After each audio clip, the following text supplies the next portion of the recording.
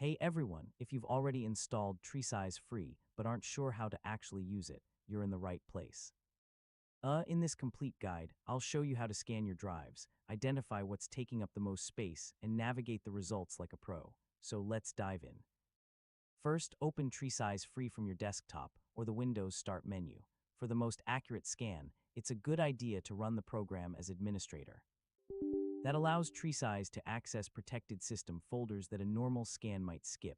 Once the program opens, click *select directory ***, then choose the drive or folder you want to analyze.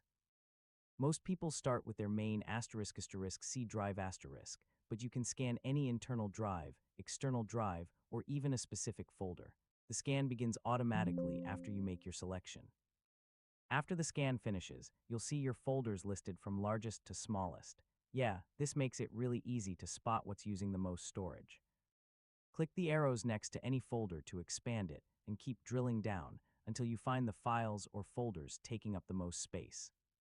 I mean, the folder list is useful, but TreeSize also includes a tree map view that gives you a visual layout of your storage.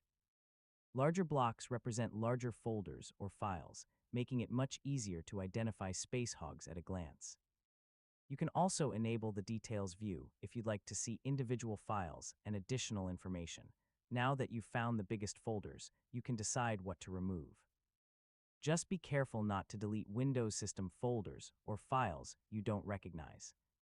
Instead, focus on things like old downloads, large videos, duplicate files you've already reviewed, or applications you no longer use. And that's it. You now know how to use TreeSize free to analyze your storage and quickly find large files and folders. Checking your disk space every now and then is a great habit for keeping your PC running smoothly.